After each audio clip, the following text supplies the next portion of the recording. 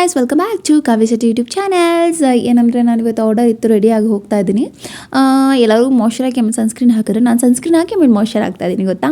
Because sunscreen ಹಾಕಾದ್ಮೇಲೆ ನಂದು ಸ್ವಲ್ಪ ಪಿಂಪಲ್ಸ್ ಇತ್ತಲ್ಲ, ಅದು ಡ್ರೈನೆಸ್ ಅರೌಂಡ್ ಸ್ವಲ್ಪ ಸಿಪ್ಪೆ ಬಿಡುತ್ತೆ ಗೊತ್ತಾ, ಒಂದು ಸ್ವಲ್ಪ ಚರ್ಮಗಳು ಆ ಥರ ಆಗಿತ್ತು.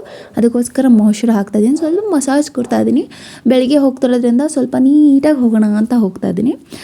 ಫ್ರೆಶ್ ಅಪ್ ಆಗಿ ಜಸ್ಟ್ ನಾನು ಅಪ್ಲೈ ಮಾಡ್ತಾಯಿದ್ದೀನಿ. ಅದಾದಮೇಲೆ ಮೋಸ್ಟ್ ಇಂಪಾರ್ಟೆಂಟ್ ನನಗೆ ಯೂಶ್ವಲಿ ವೀಡಿಯೋದೆಲ್ಲ ನೋಡಿರ್ತಾರೆ, ನನ್ನ ಲಿಪ್ಸ್ಟಿಕ್ ಬೇಕೇ ಬೇಕು, ಮ್ಯಾಂಡೇಟರಿ ನನಗೆ. ಬಿಕಾಸ್ ಫೇಸ್ಗೇನೆ ಯಾವುದೇ ರೀತಿ ಫೌಂಡೇಶನ್ ಆಗಲಿ ಏನೇ ಹಾಕಿಲ್ಲ ಅಂದರೂ ಲಿಪ್ಸ್ಟಿಕ್ ಒಂದಿದೆ ಸಾಕು, ಚೆನ್ನಾಗಿ ಲುಕ್ ಬರುತ್ತೆ. ಹಾಗಾಗಿ ನಾನು ಇದು ಸ್ವೀಸ್ ಬ್ಯೂಟಿದು ಯೂಸ್ ಮಾಡ್ತಾ ಇದ್ದೀನಿ ಲಿಪ್ ಪೆನ್ಸಿಲ್.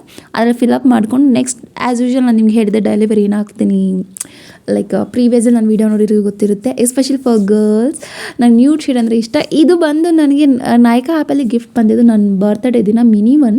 ಬಟ್ ನಿಜ ಚೆನ್ನಾಗಿದೆ, ನನಗಂತೂ ತುಂಬ ಇಷ್ಟ ಆಯಿತು. ಆಲ್ರೆಡಿ ಖಾಲಿಯಾಗಿದೆ, ಇದು ಮೆಸ್ಸಿಯಾಗಿ ಕಾಣಿಸ್ತದೆ. ಮತ್ತು ಇನ್ನೊಂದು ಏನಂದರೆ ನಾನು ವೀಡಿಯೋನ ತುಂಬ ಹತ್ರದಿಂದ ಇಟ್ಕೊಂಡು ಮಾಡ್ತಿರೋದ್ರಿಂದ ತುಂಬ ಝೂಮಾಗಿ ಬರ್ತಾಯಿದೆ, ಸ್ವಲ್ಪ ಅಡ್ಜಸ್ಟ್ ಮಾಡ್ಕೊಂಬಿಡೋದೊಂದು.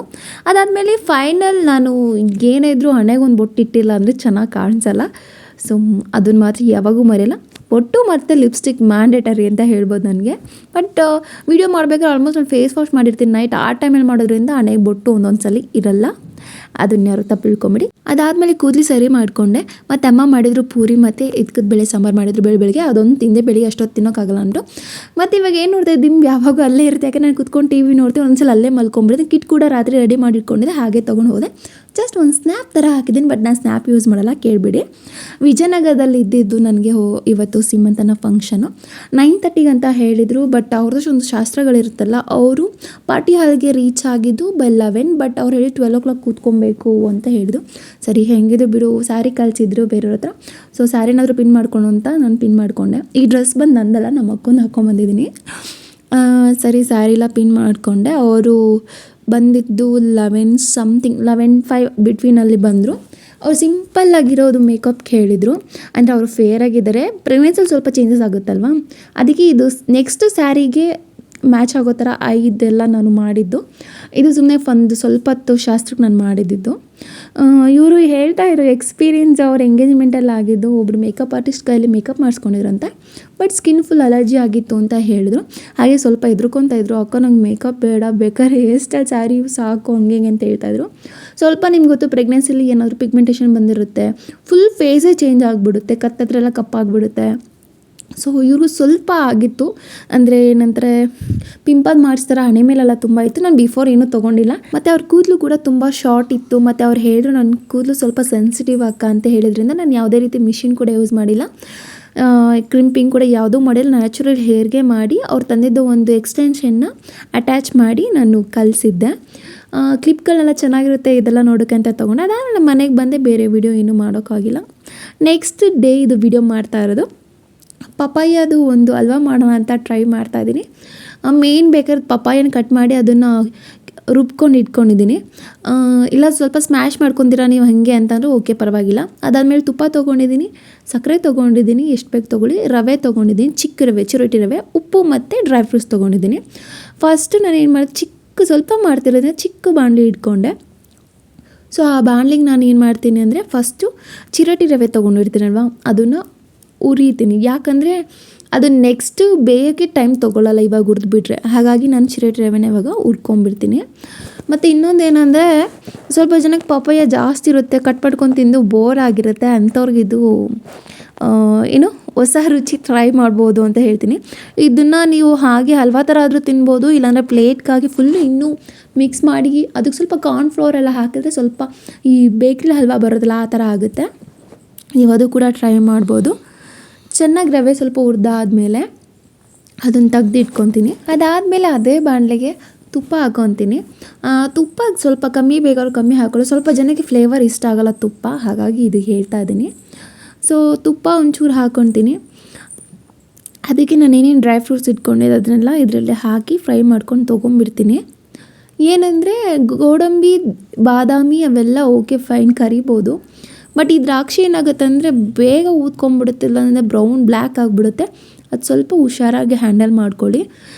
ಅಂದರೆ ರೆಗ್ಯುಲರಾಗಿ ಯೂಸ್ ಮಾಡ್ತಾರೆ ಅಡುಗೆ ಮನೆ ಅನ್ನೋರಿಗೆ ಇದೆಲ್ಲ ಕಾಮನ್.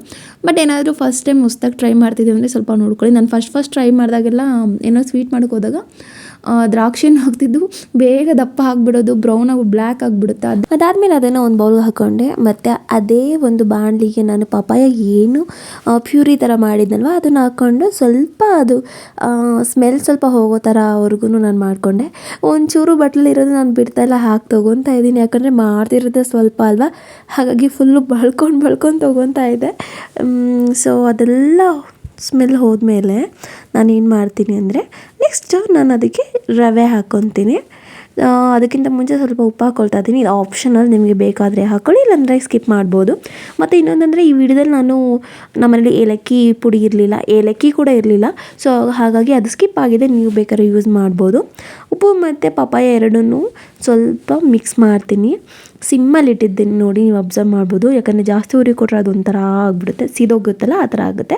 ಸೊ ಚೆನ್ನಾಗಿ ಮಿಕ್ಸ್ ಆದಮೇಲೆ ಏನು ಮಾಡ್ತೀನಿ, ರವೆ ನಾನು ಯಾಕೆ ಸ್ವಲ್ಪ ತೊಗೊಂಡಿದ್ದೀನಿ ಅಂದರೆ ಪಪಾಯ ಕೂಡ ನಾನು ಸ್ವಲ್ಪ ತೊಗೊಂಡಿರೋದಲ್ವ, ರವೆ ಜಾಸ್ತಿ ಆದರೆ ಅದು ಬೇರೆ ಥರನೇ ಟೇಸ್ಟ್ ಬರುತ್ತೆ, ಹಾಗಾಗಿ ಸ್ವಲ್ಪ ತೊಗೊಂಡಿದ್ದೀನಿ. ಇಲ್ಲಿ ಹುರಿದಿಟ್ಕೊಂಡಿದ್ದೆನಲ್ಲ ಆಗಲೇ ಚಿರೋಟಿ ರವೆನ ಮಿಕ್ಸ್ ಮಾಡ್ತಾಯಿದ್ದೀನಿ. ಚೆನ್ನಾಗಿ ಮಿಕ್ಸ್ ಮಾಡಬೇಕು. ಅದರಲ್ಲಿರೋ ವಾಟರ್ ಕಂಟೆಂಟ್ ಎಲ್ಲ ನಿಮ್ಗೆ ಗೊತ್ತಾಗುತ್ತೆ. ರವೆ ಫುಲ್ಲು ಅದರಲ್ಲಿ ಮಿಕ್ಸ್ ಆದಾಗ ವಾಟರ್ ಏನು ಕಾಣಿಸಲ್ಲ. ಉಪ್ಪಿಟ್ಟು ಮಾಡ್ತಿರಲ್ಲ ಅದೇ ಮೆಥಡಲ್ಲಿ ಇರುತ್ತೆ ಇವಾಗ ಮಿಕ್ಸ್ ಮಾಡೋದು. ಸೊ ಮಿಕ್ಸ್ ಮಾಡಾದ್ಮೇಲೆ ನಾನು ಇವಾಗೇ ಹೇಳ್ತಾ ಇದ್ದೀನಿ, ಸಕ್ಕರೆ ಜಾಸ್ತಿ ಬೇಕಂದರೆ ನೀವು ಜಾಸ್ತಿ ಯೂಸ್ ಮಾಡ್ಬೋದು, ಕಮ್ಮಿ ಬೇಕಂದರೆ ಕಮ್ಮಿ ಯೂಸ್ ಮಾಡ್ಬೋದು. ಬಟ್ ನಾನು ಸ್ವಲ್ಪ ಲೈಟಾಗಿ ಯೂಸ್ ಮಾಡಿದ್ದೀನಿ, ಬಟ್ ಇನ್ನೂ ಬೇಕಾಗಿತ್ತು ನಾನು ಯೂಸ್ ಮಾಡೋದ್ರಲ್ಲೂ ಕೂಡ.